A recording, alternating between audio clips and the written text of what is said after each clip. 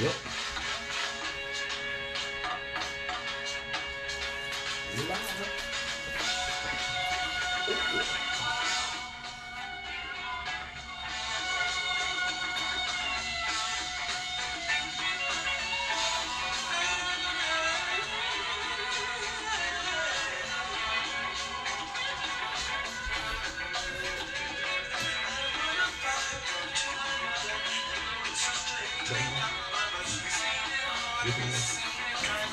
Video, you can get mine.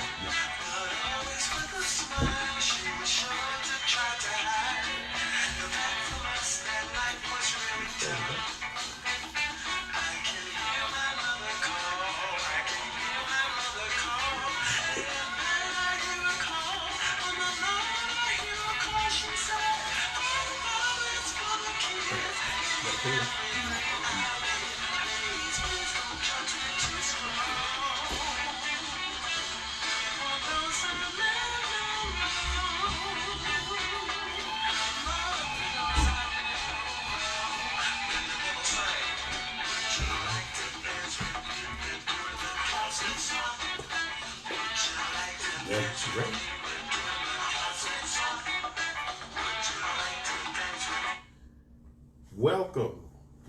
Welcome. Been a long time, but we have missed you guys. I hope you've missed us too. Of course, this is, as you know by now, if you are a regular to the program, this is the It's a Rap podcast by Reggie and Sam. This is my main man, Reggie, my brother from another. Reggie, how you doing? You know what it is, my man. All right. Talk to me. All right. All is well. All is well. And like I said, what we do, we try to do this, we try to do it at least bi-weekly, but as you know, in full disclosure, we work regular jobs, and sometimes our regular job spills over into our time to do the podcast, which is why we have been away for the entire month of August, because on Saturdays, which we have both of our, which permits us to do this podcast, that's just when we weren't able to do it because of our obligation to our job, and our job is the one that pays the bill. But all that can change if you would like, share, and subscribe, and get us some subscribers in here. We could do this for a living, then we can all be better for it. Again, for those of you who are listening, I don't know if we got anybody that's joined us on yet. Have you see if we got anybody joined us, come in the chat room yet? We're gonna give you a couple of minutes, but we will give you a brief synopsis of what we will be talking about today. Last program we had, and like I think I shared in my Facebook post, that it was probably the most interaction that we had with people that were just listening, and as opposed to, especially as far as the comments and things of that nature were going, and it was about mental health. So don't know if anybody came into the chat room yet. We were talking about mental health issues and how it's affecting the black community, not just the black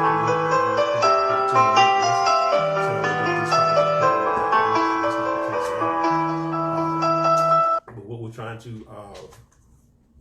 open up an avenue, place where people can come in and talk about it, because a lot of people live in shadows. A lot of people live with stuff that they don't really want to talk about, and they don't realize how it has affected and manifested itself into the way that they see things, the way that they view things, and just their whole total quality of life.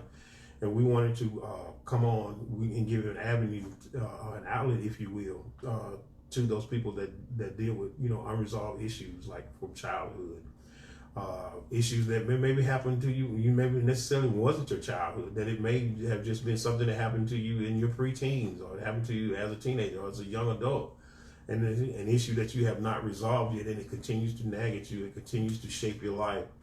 And maybe it's part of the reason why you don't have the life that you want, or the life that you could, because it's an issue that you didn't resolve, and the parties involved, and this thing is just so.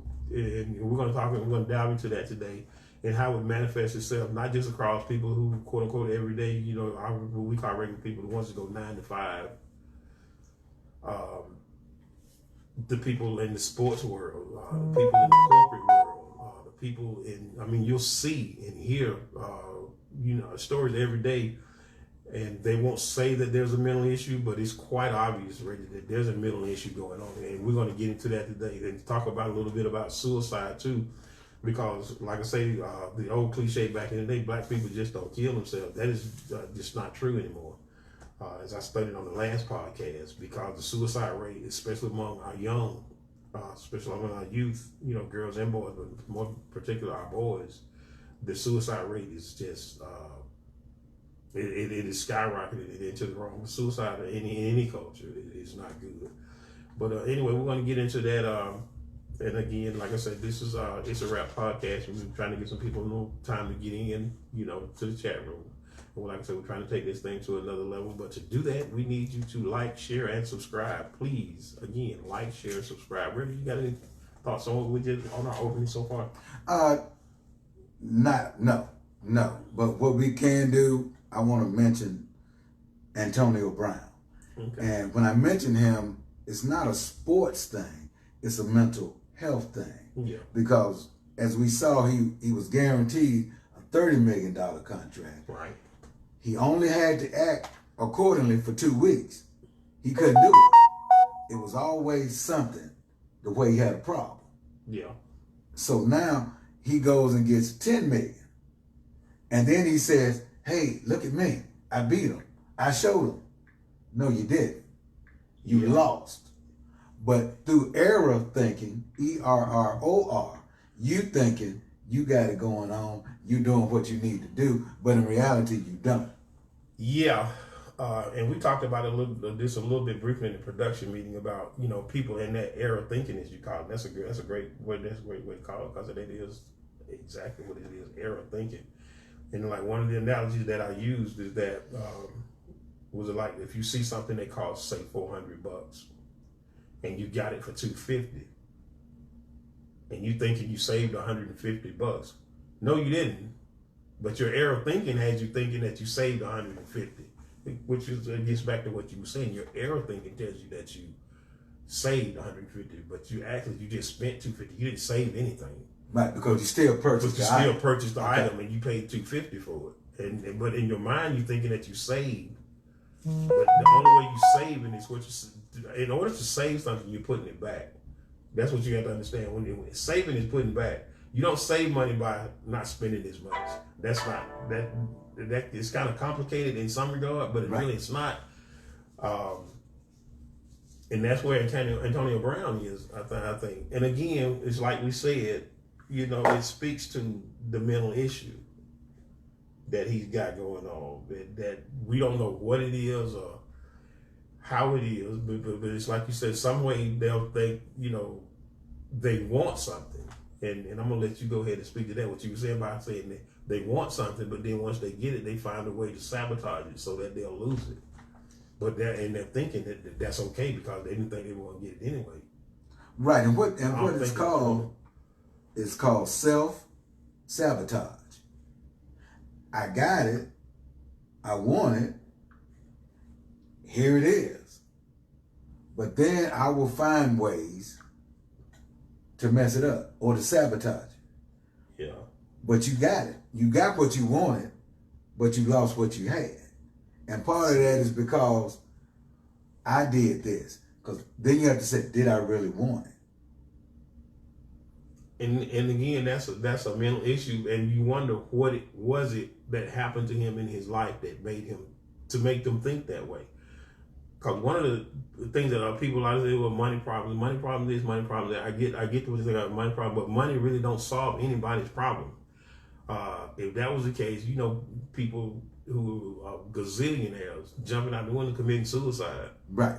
And they got millions in the bank, so clearly that's not it. That can't be it, right? And so that's what I'm saying. And like I always like to say, money doesn't do anything but make you more of what you already are. Okay.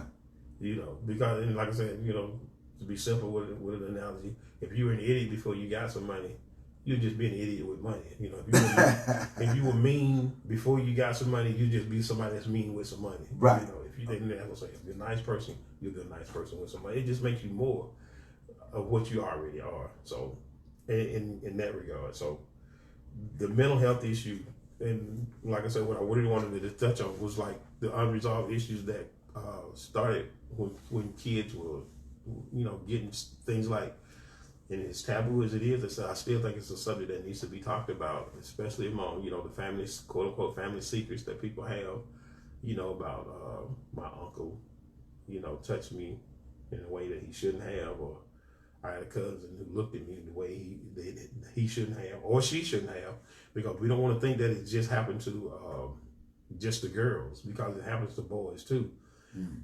And I don't know enough about the psychology that goes into people in their sexual preference. I'm not going to pretend like I do, because some people will say I was born this way, and some people will say that I'm this way because my uncle did something to me. I'm this way because my aunt did something to me. Or I'm this way because at a family reunion a cousin used to do this to me. Things like that. So those things need to be talked about, and they need to be dealt with. And like I said, the secrets that can entrap people it basically can imprison them, to a degree, when you just, and again, a lot of the stuff that, as African Americans, we were taught that, you just had to put up with it, toughen it up. If you consider that you needed help, you would be perceived as weak. But, in 2019, we know that it's not, for me, when you recognize that you need help, that's your first step toward getting stronger. To recognize that you do need help, and then to go ahead and seek that help, which makes you even stronger.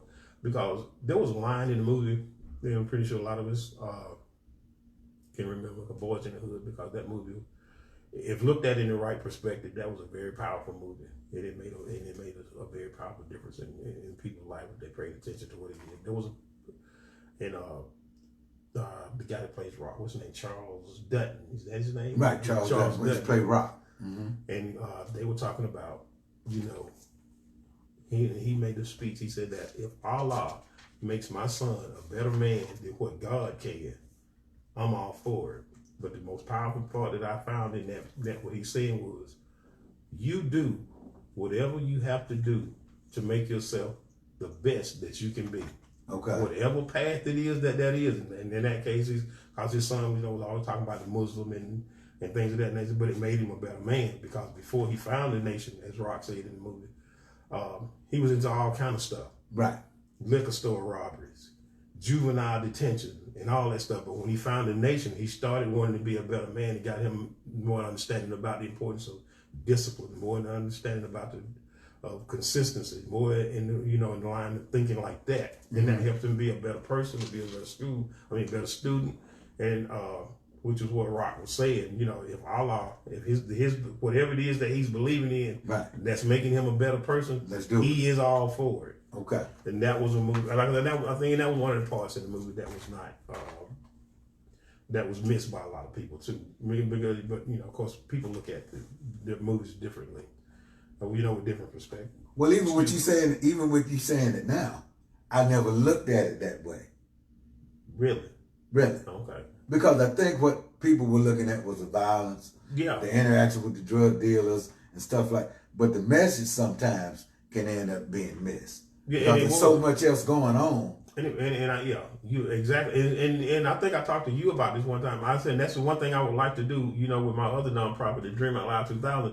Is to take movies like even Minister Society, right, and look at them and give the kids a different perspective, because all that they take away from those movies. Did you see old dog kill such and such? Right. Did you see how he shot this gun? Or did you see the kind of car that they were driving? And they missed the whole movie. And don't get me wrong, it did well at the box office. But I think when John Singleton made those movies, his thing was to send a message to the youth that we need to stop killing ourselves. Do you understand? Do you see what this drug game is doing to us? There are other avenues. Yeah.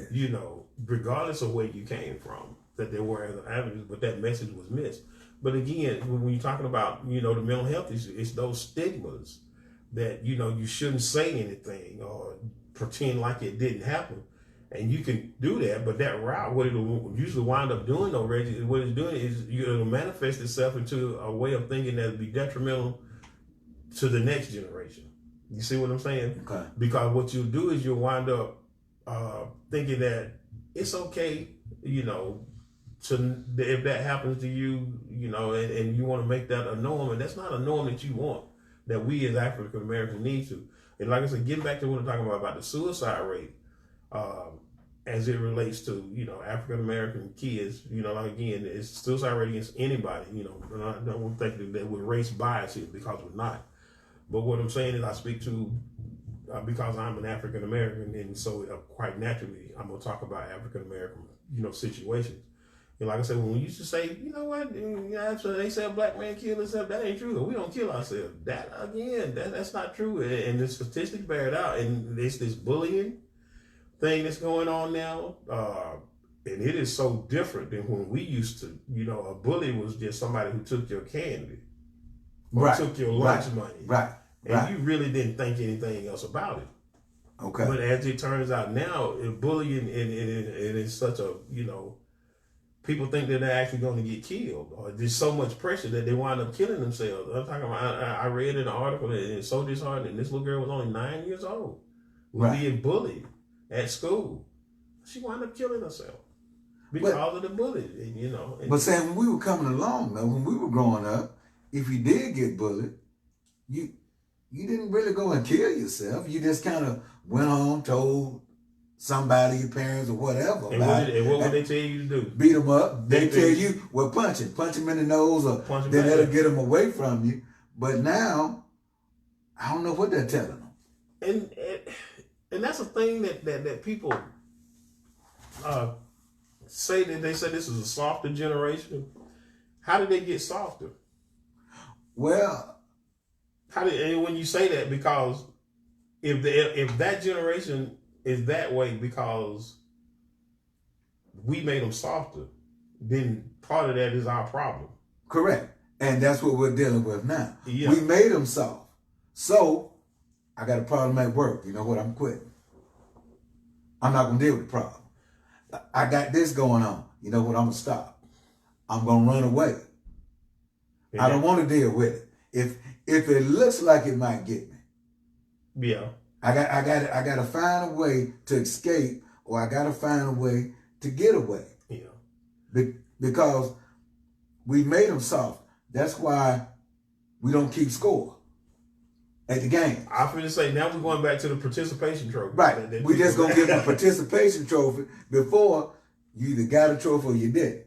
Yeah. Well, who won? Oh, nobody won because we didn't keep score. But in my mind, I'm keeping score. Well, yeah. I know what's... and let me speak that, because when I coached at the as a coach, right. I had, and it was one year they didn't really taught me to. I got to think for kids anyway. 8 and under.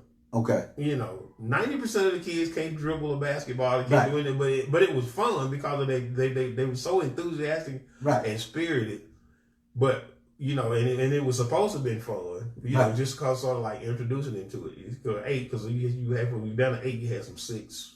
One time I had a 5-year-old, 5, 6, 7, 8 years old. And of course they let them run up and down the court. And it was because the coaches had to be the referees. That was what was so funny. You ran up and down and taught them, no, you can't do this, you can't do that. It was fun. Right. But don't you know that on those sidelines, those parents were keeping score. Correct. And I was correct. And so at the end of the game, they were like, "Well, we won today, coach." I was like, "Okay, I didn't keep score." Right. Oh, we kept score. They kept score. Yeah. Right. And who do we have here? Rhonda, how you doing? Long time no see. Giving you a shout out. Thanks for joining. Call somebody and tell them that we're on. That the podcast is on. And I guess we could interact with just tell her hello.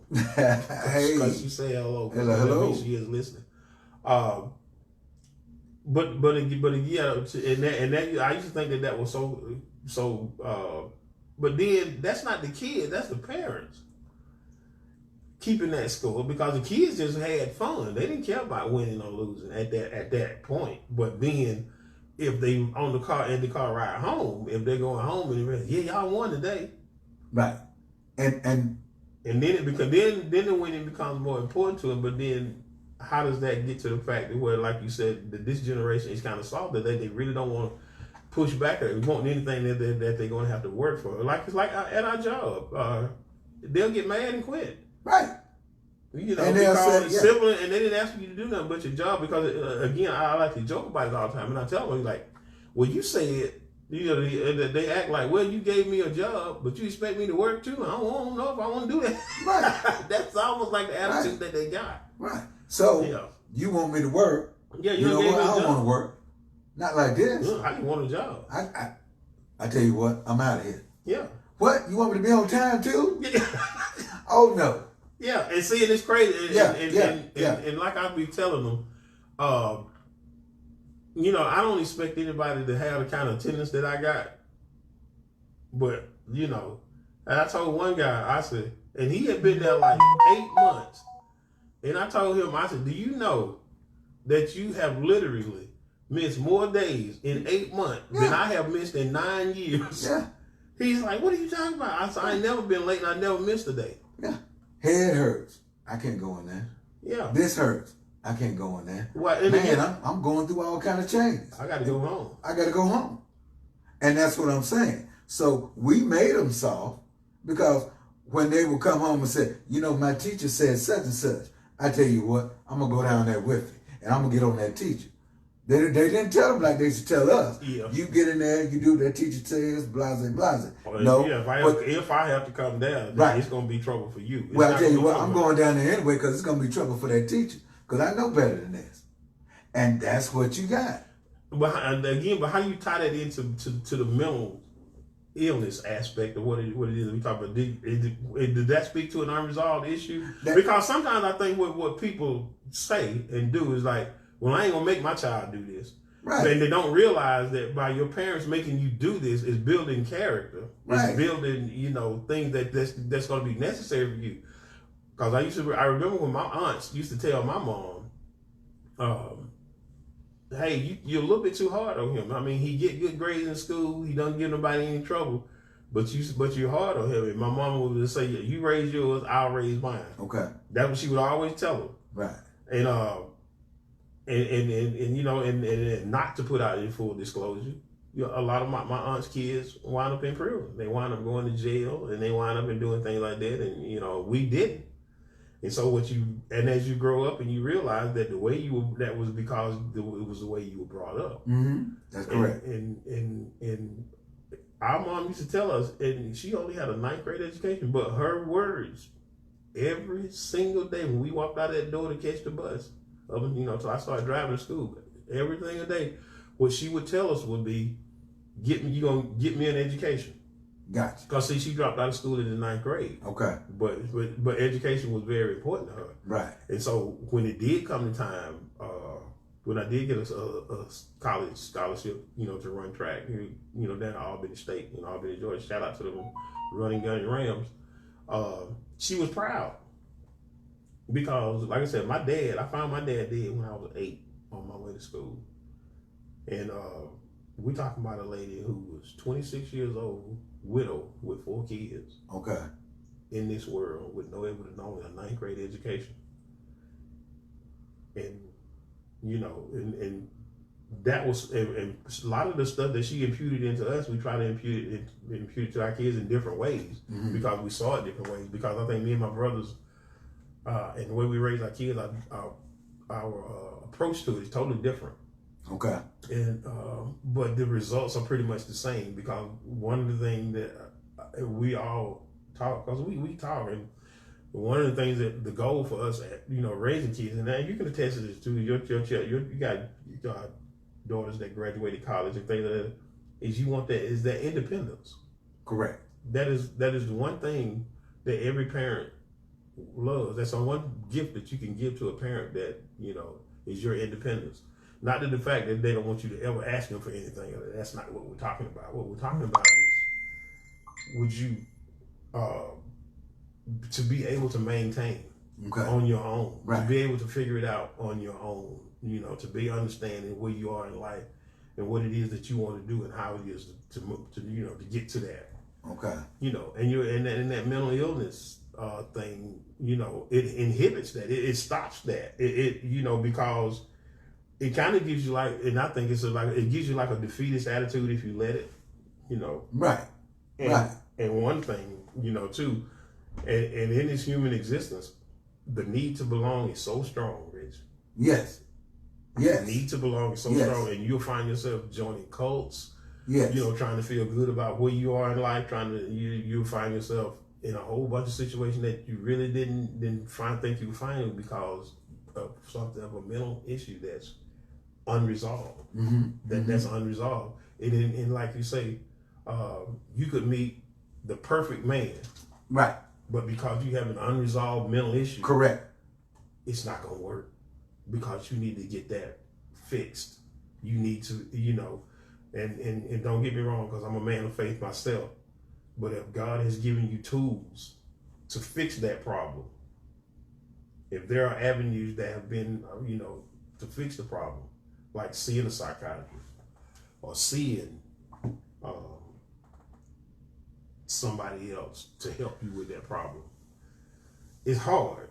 But you see what I'm saying? But it's going to stop you from getting to where it is. And it works, like I said, and it's not just women, it's men too. A guy could be met the perfect woman. She's everything that he wants, everything that he will need. But because of an unresolved issue mentally, he going to look at her sideways. Or he'll devalue her as a person. But Sam, it's so hard. Oh, it's very hard. To go with. It's hard if you scratch yourself or you hurt your leg. I mean, you know, you'll say, okay, I can kind of deal with it. Now imagine, man, I got to go and get a mental evaluation. Yeah. And then guess what? If they say, well, we need you on this medication, this will help you. And then guess what I start saying? Well, I don't like the way it makes me feel. And that's a natural. That's a natural. I don't like the way it makes me feel. Yeah, but you're walking around in circles down the street and you're doing this and you're doing that. Yeah, but I don't like the way that stuff makes me feel. See, that's crazy. But now I'm not doing what I used to do. Well, is it because you're more aware of it? Yeah, exactly. And is that why you stopped, because you're aware of it? Because it makes you more aware of it. Then I'm looking at these pills or whatever it is. Oh man, I got to take this. And then you say, oh man, I don't like the way this makes me feel. But it's helping your situation. Well, I know my situation is good. Yeah. But I don't like the way it makes me feel. Oh man, this blood pressure pills I took, man, my blood pressure feels good. Right, because you're taking the pills. Yeah. So what do? You stop. And guess what? It shoots back up. And then you said, see that? It wasn't working. It wasn't working because you stopped. And that's what happens. I have to admit, if I got this problem, let me deal with it so I can see what's going on. Yeah. Yeah. But again, we talk about the unresolved mental health issues. Right.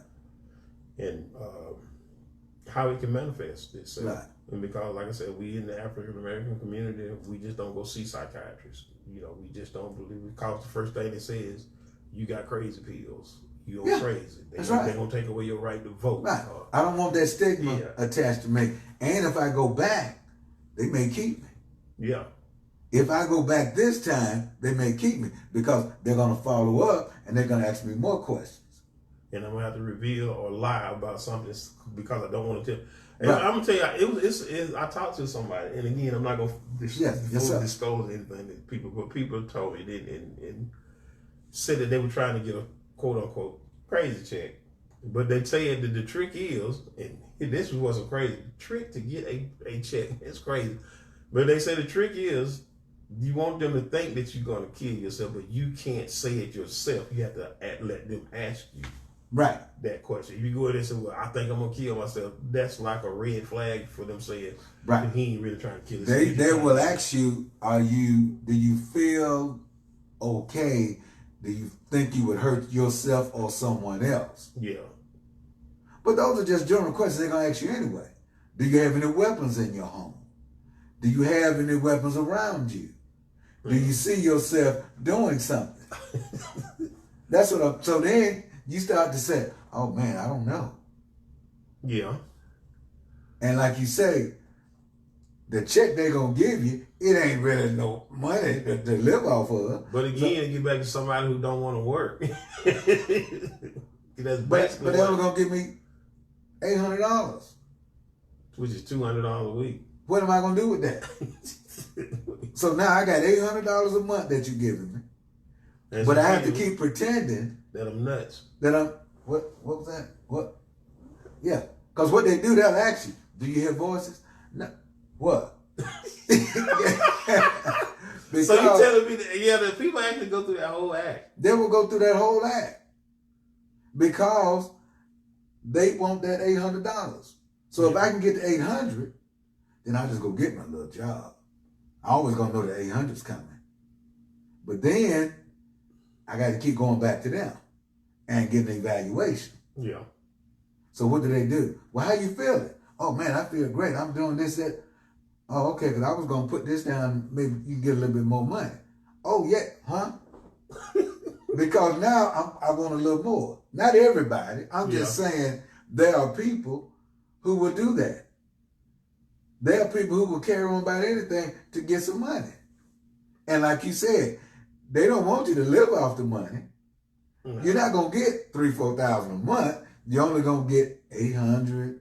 That's about what they get. So, and some of them may get 12. In some cases, I've heard some people get 12. Okay, now I get $1,200 a month, and I have to keep going back for you to evaluate me mentally. Yeah. No, man, I'm good. I'm good. Let me work. Let me do the things I need to do, because I don't want to live like that. Yeah. Because eventually, the medication, you got to ramp it up a little bit. Because your body becomes immune to it. The body becomes immune. So that's even the allergy medicine. I mean, when I first started taking, when I used to, the short time I did have a problem with allergy, Claritin was worked like a champ. Yep. For about 2 allergy seasons. Okay. I would take Claritin early in the allergy season, and I wouldn't have to take no more the rest of the allergy season. Third time it came around, that Claritin didn't work no more. Yeah. Because your body, it did build up a resistance to it, I guess is what it did. And Sam, I know of somebody personally, like you said, not going to disclose, who actually went and got the shock treatment. Because they wanted them checks.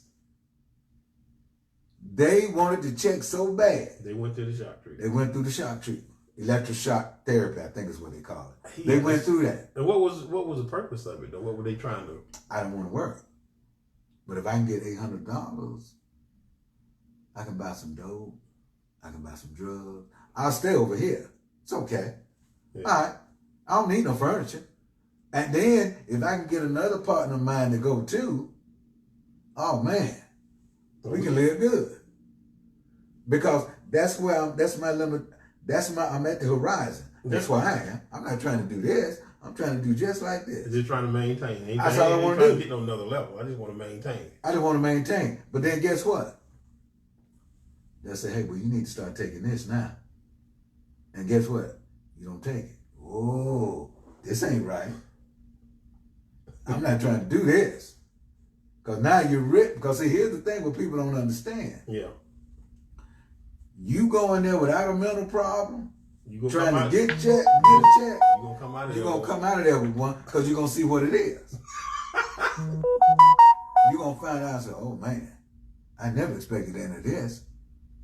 Wow. But the thing about the human existence, people just do stuff that just makes absolutely no sense. Right. Because that's how they live. That's how they live. Mm. And you know, sometimes you and I be having a discussion, and you'll say, "Well, didn't they think about that?" And before I even answer, you said, "No, they did. They did. I already know they did." Yeah, and that's why they did. They did. Yeah, and it's just amazing some of the people that we work with in our jobs that has, you know, the situation that they find themselves in, and they put the blame on somebody else. Yeah, well, you causing my problem. Man. My problem is causing you. Because if you didn't do what you did, I wouldn't have that problem. So I'm gonna make you part of my problem. Well, no, don't make me part of your problem. Well, because it's an accountability thing, right? That you have to talk about. Because what happens is I got to be held accountable. And they don't want that. But I don't want that. I don't want to be held accountable for anything. I don't want to look at me. Yeah. I need to look at everybody else around me. Because it's not my fault. It's their fault. They did this to me. They did this to me. You see what I'm saying? Yeah. And like and me and my brother were having this discussion a while back. We were talking about, you know, at that time, we 45 years old at the time. Mm-hmm. I'm 45 years old at the time. And it was kind of a rough patch for me. Didn't have a job, you know, losing everything I had. Mm-hmm. But I refused to put that on the government not taking care of me. I refused to put it on myself because I was saying it was my fault because I didn't have a plan for if this happened. Okay. Because there's always a possibility that, because I put all my eggs in the fact that that job would be there. Okay. And when it was a job that was, you know, tied directly to the housing market, you know, right. Doors. Right. The movement that we made doors.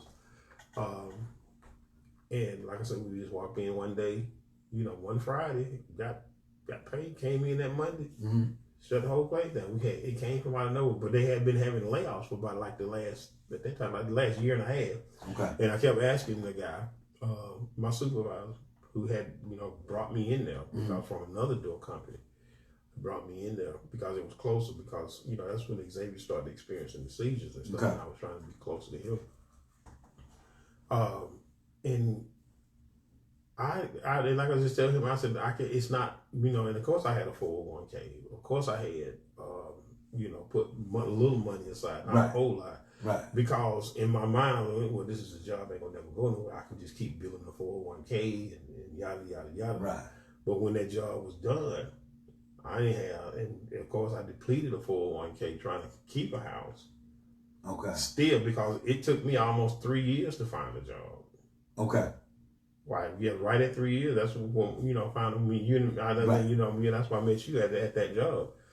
And like I said, through the grace of God, because like I said, my cousin came, you know, to put in a, you know, a resume for the job, and then she just told me, you might as well do it too. And they called me, they didn't call her. So, you know, I see how they work. Right. But, right. But fast forward, what I'm saying is, you know, it's about the responsibility and accountability that a lot of guys my age, you know, you try to, but the government need to do more about, you know, protecting people. The government need to do it. And these same people are saying, the ones that's not voting, that's the crazy part. Well, I'm not going to vote because that doesn't count. And another thing that's my problem too, going down the mental health thing. I got PTSD from slavery. My man. Isn't that silly? My man.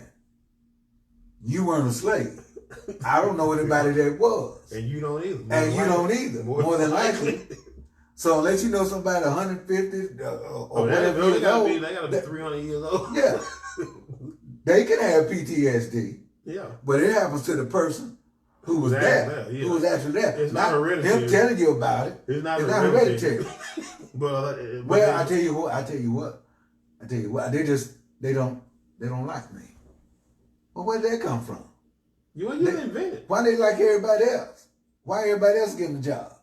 Because you invent stuff. You start inventing things. Now I got to invent it because this ain't working. I tried this, that ain't working. So now let me invent something. But again, doesn't that speak to a mental health issue in itself? Well, that's what I'm saying. What you thinking? Right. You start going down that road. Yeah. You start going down what I call the thought swirl. Now this, now that, now this, and it's just like that water in the going drain. down the circle. Going down. Because you keep thinking. Because see, once somebody does that one, well, it's got to be this then. Yeah. Because you're going to run out of excuses. Eventually. But for every time I say something, somebody says, well, what about this? Couldn't you do that? Couldn't you ever? But what about that? And that's what ends up happening to you. Yeah. And again, it speaks to the mental health aspect of it, because here's the thing. If I go and get help, I'm really not worried about how you look at me. I start looking at myself. Yeah. You see what I'm saying? Yeah. I start worrying about how I'm thinking. And that's what ends up causing you the problem. because you said, man, I got to take this to keep myself together. I got to take this. Well, take it. Do it. So you can stay together and be together, and it's okay. Yeah. It's all right. I mean, so, yeah. But then you start to wonder why do people have such a problem with it? And again, it's about how you feel. How you worried about how you gonna look to other people. You worried about other people are gonna say. But here's the thing, Sam. A lot of times other people don't know. No, because you can't see it. Right. So the only person knows is you, but then you have a problem with yourself. And then you convince yourself. And you convince yourself. And then guess what? You're in the mirror doing like this, doing like that. And you said, man, but you okay? I don't know what's going on. Yeah. Yeah, you the one know. I don't know. Wow. Because you feel as though I'm out of control, man. This ain't working. I'm out of control. Well, you all right. But you're thinking you're out of control. Man. Yeah. It go, like I said, Yeah. the thought swirl. And the man said it this way. He said, look at it this way. You get a salad. No problem. Yeah. And you're looking at your salad and you said, I wonder if somebody bled into this salad. You know they didn't. But that thought swirl says, well, they didn't. They couldn't have bled in it because I would have saw the blood. But what if they washed everything off after they did?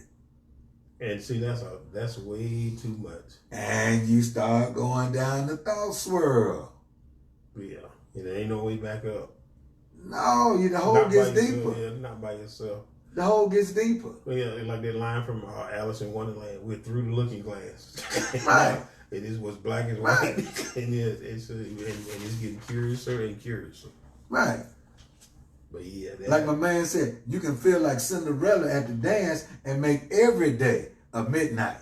I got to get out of here. Yeah. I got to go. I'm going to turn into a pumpkin. Something getting ready to happen. But you yeah. do it every day. Wow. Yeah. You can come to your job. Man, this job holding me back. This job cramping my style. I can't get ahead because of this job. What? Yeah, this old dead end job. That is dead end. Well, you can get this position. You can get that. Oh, I don't want that, man. I ain't trying to do that. What you trying to do then? I ain't trying to do that. I don't know what I'm trying to do. I know I ain't trying to do that. And again, it continues and keeps taking you down. Yeah. And that's why you end up in that spot. Wow. And in that's fear. What I talked about earlier. Fear of being successful. Then you panic. Oh man, I'm doing all right. You know what? Nah, I gotta go. Well, so some people they live in get in those situations where you finally get what you want, but then you start asking yourself, well, when am I gonna lose it? Right. And then you start living your life not to lose it instead of to enjoy it. It's Right. sort of like to use a sports analogy, when you playing to win and not to playing not to Instead of lose. playing not to lose. Yeah, and Right. see, and that's what that when the prevent defenses come in and they you playing not to lose. You Now stop I'm playing not to aggressive. lose. Right. Right. Now you're not playing aggressive. You're not doing what it is to do to get you that got you the lead, that got you where you at. You're not doing anything to same keep thing. you maintained. Yeah, you just don't want to lose what you got. Right. And see, and that stops you from. And that stops you from living. growing and stops you from living. progressing and Stop you stops you from from living. getting where you need It to stops get you- to. It stops you from living and all of that stuff. That's what it does. It stops you from living. Yeah, well, because you're so worried you're not gonna get more, Right. and you thinking that it's over with for you. And you're saying to yourself, yeah. And it gets you. It gets you. And it keeps you in that trap. It keeps you held down. And you want to know, well, why? Why? Yeah. Why what? And see, and a lot of the questions that you ask, if you don't have an answer to it, that get the answers from somebody. Don't just. But Sam, there you go again. If I ask you, you give me an answer, I don't want to feel like I'm dumb or insecure. So, I ain't going to even ask Yeah, you that, and to me that still blows my mind. Like, Right. you know, if I don't know, I'm gonna say I don't know. Right. And if I want to know, I'm gonna know. So I'm gonna find somebody that does. Right. I just ask that question. That's just my thought process. Because at the end of the day, I need to know what's going on. And you would tell. I don't think if I ask a question and you said, "Oh man, that was dumb." Okay. Yeah. Okay. Even if you say that. Okay. I done learned what I needed to know. Yeah. From regardless you. of what you said. Right. That's why a lot of people won't call customer service. They'll sit there with the television blow. Hey man, you can call customer service and they'll talk you through it. You know what? Let me try something else first before I do all that.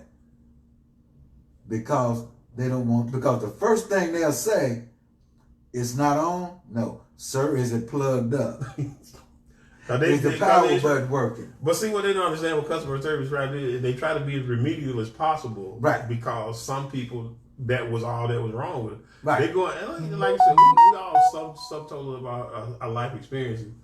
Because somewhere along the line that fixed it for somebody. Right. Plug it up. Did you plug it up? So now you go all the way back. They don't know where you are mentally. They don't know where you are intellectually. Right. So they start with the fact that maybe you don't know nothing. Gotcha. And some people will get offended. Well, what makes you think that I didn't think the TV was plugged up? You think I'm that stupid? It's not that they thought you were that stupid. It's just that somewhere in their illustrious career, that was a problem to fix. Somebody forgot that they didn't have it plugged up. Right. Or they plugged it up and they had it in a power surge and didn't have the power surge turned on. Right. You turn the power surge off, it didn't work anyway. When my television went out about a month ago, I called customer service. Yeah. You tried the power button? I said, I don't see a power button. They said it's in the back. Yeah. Oh. See, I had this television for 3 years. I never knew there was a power. I just always used the remote. The remote, yeah. No, the power button's in the back. Oh, okay. Press the power button. Nothing happened. Yeah. Well, now we need to recommend you a shop. No, you don't. A dumpster. Because this thing is gone. Recommend me a dumpster. Well, you got dumpsters, right? Right. So recommend me where I can take it to a dumpster and get rid of it. Yeah. Because it's not going to work. But like you said, I never knew there was a power button. Yeah. I only knew there was a remote. And the remote turned it on. And the remote turned it on. And he said, no, there's a power button in the back, in the lower right-hand corner. Oh. Man, I never knew the power button back here. And I looked behind the television a bunch of times. Yeah. And that's what happens sometimes in life. And go get you some help if you need it. It's okay. And it's sometimes it may save your life.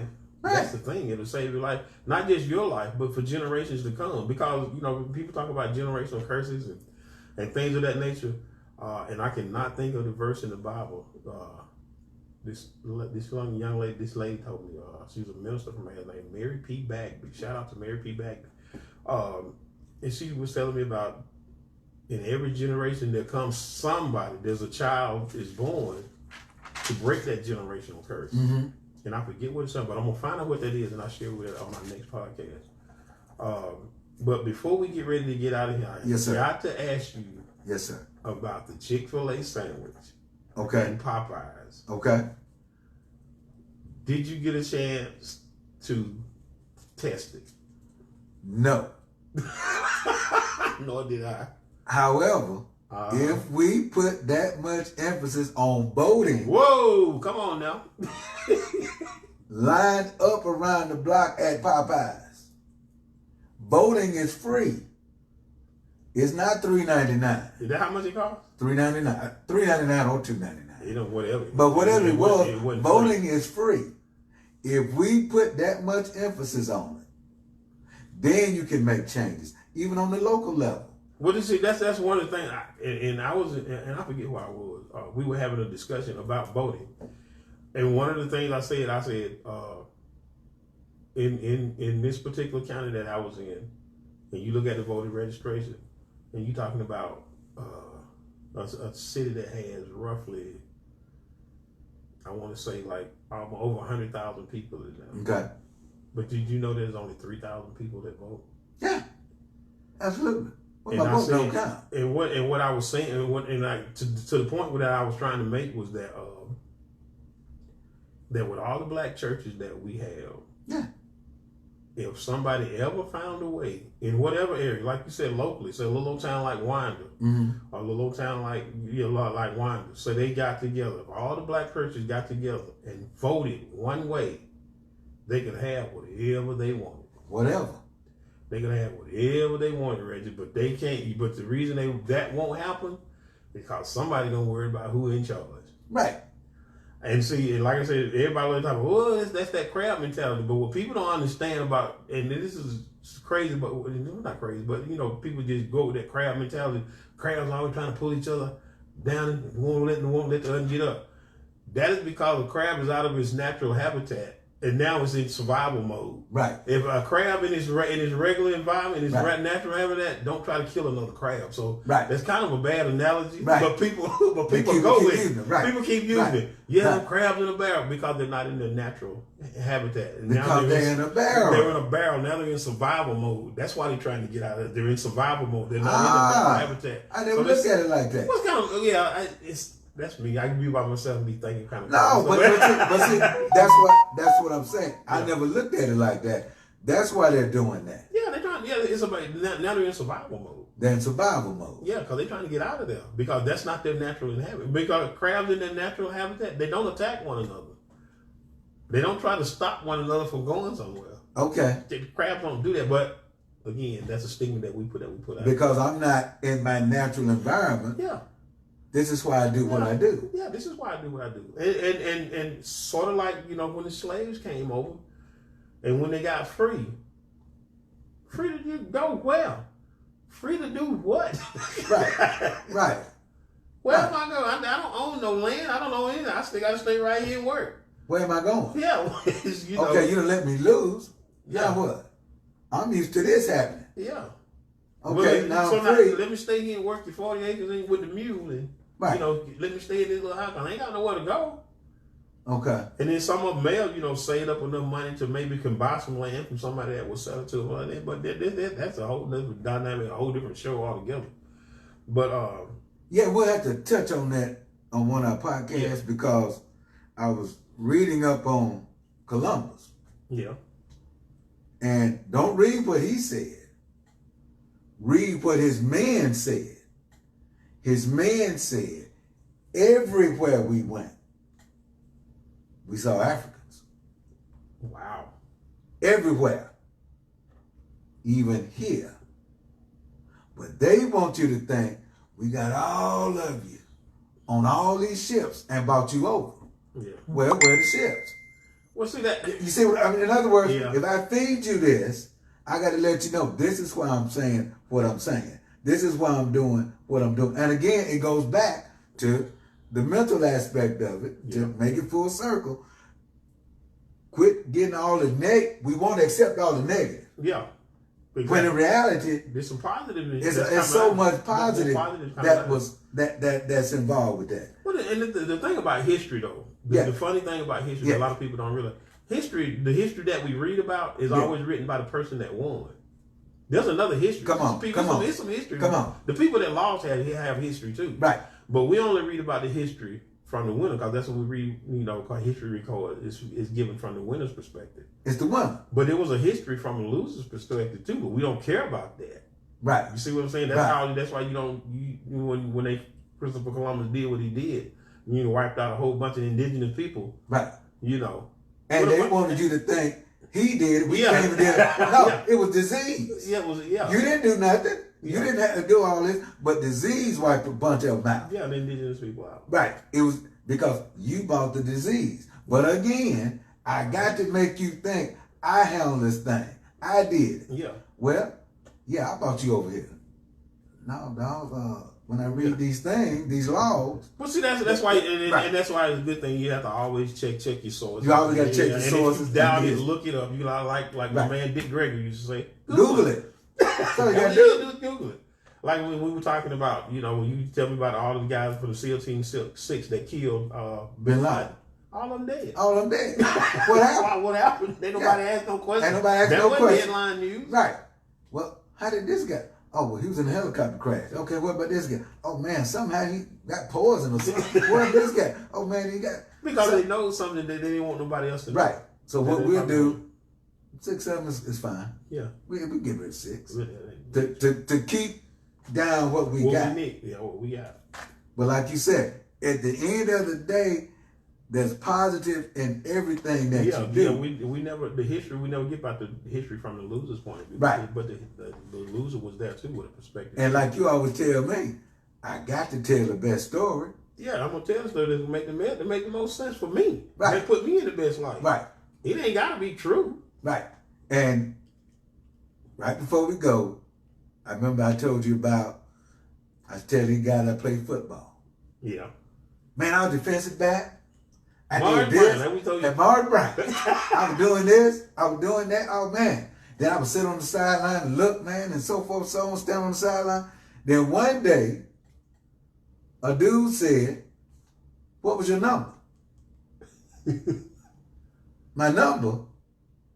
Oh, man, I was on the practice squad. I had no number. He just asked a simple question. Well, like I always tell you, though, when people start telling you stuff, ask Right. that next question. Right. Like when somebody said, "Man, I'm giving up." Well, what are you giving up? Right.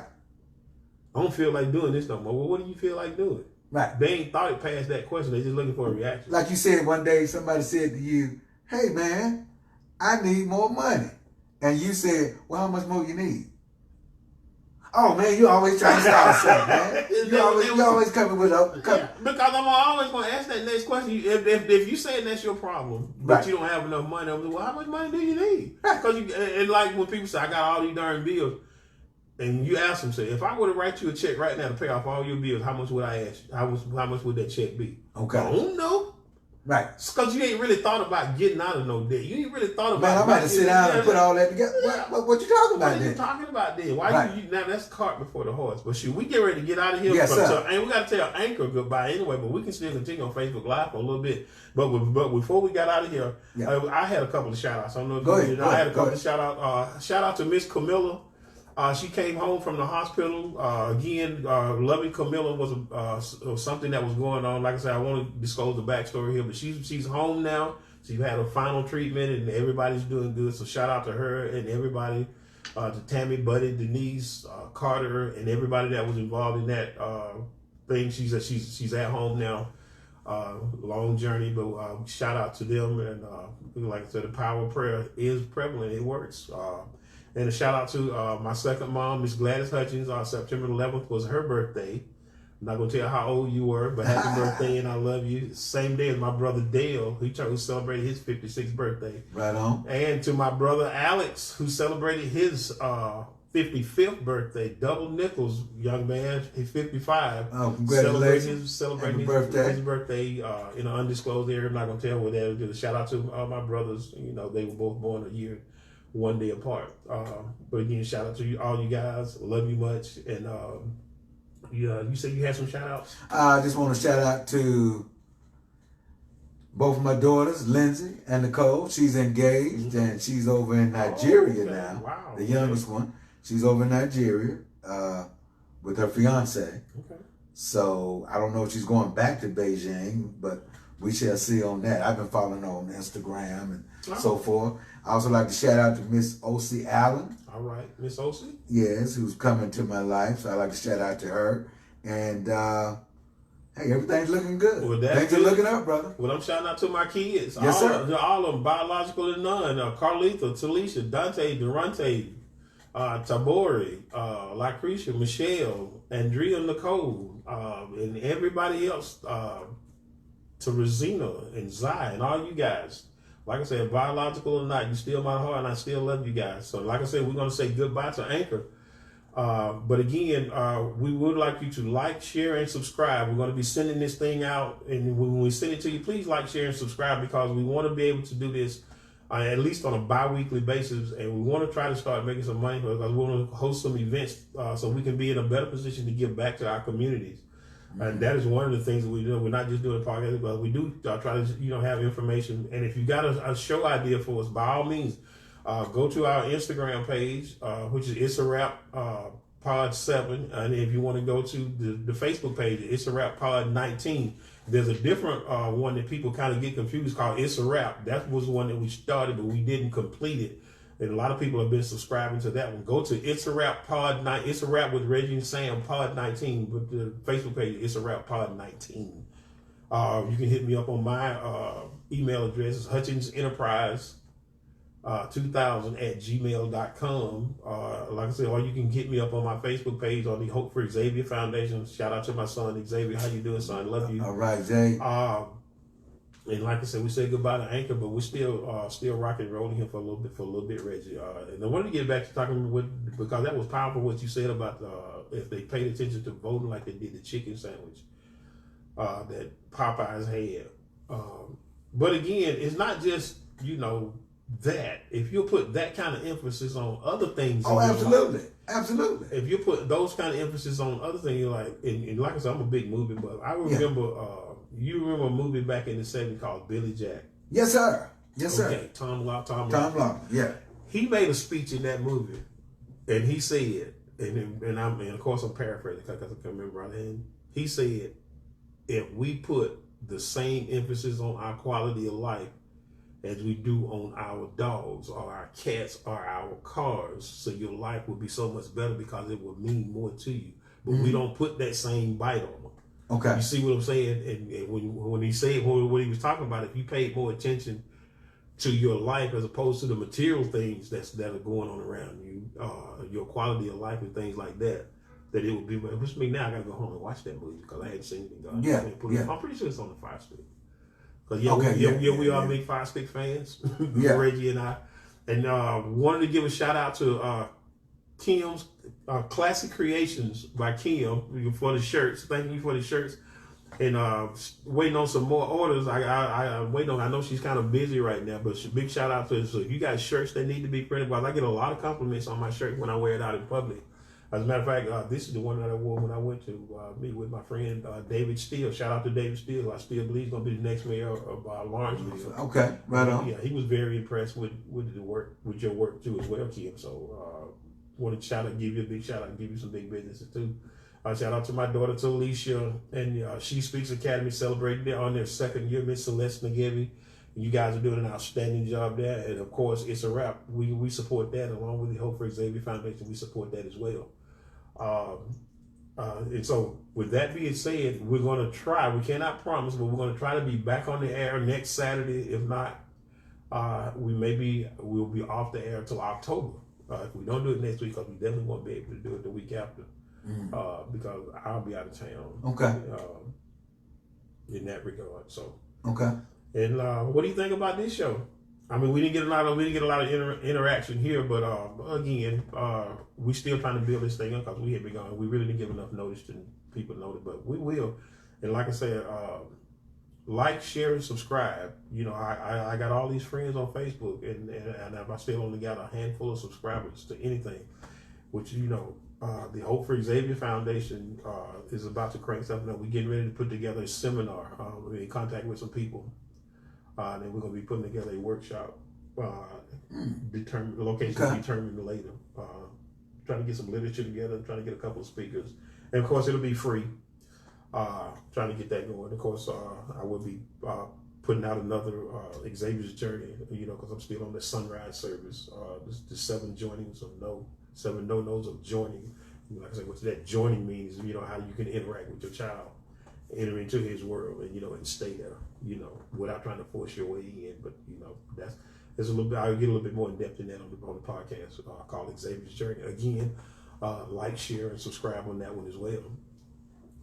But we like doing this, and like I said, we're trying to make it as best we can, keep it going, and try to give you all updates. And like I say, if you got ideas for shows, because I think next time we want to focus on maybe relationships. And if anybody, we don't know how you guys feel about that. And what we will do on the relationship thing, hopefully by then we'll have the call-in line up. But what I'm going to do is I'm going to put a poll question up and you can go to the It's a Rap Pod 19 fan page and participate in the fan poll. And we'll determine what that question is. And, And then we don't want it to be, it's not going to be, we're going to try not to make it gender biased, but, you know, sometimes you can't help what you can't help, and it turns out what it is. So that's all I have for this week. Give a shout out to Mama Rutledge. I haven't met you, Miss Rutledge, but I do want to meet you. I really enjoy your son. He's turned out to be one of the best friends, one of the best Thank you, people brother. I appreciate that, man. Thank you. So with that being said, it's a wrap. Yes, sir. Got it. Oh, man. Dude. Yeah. Yeah.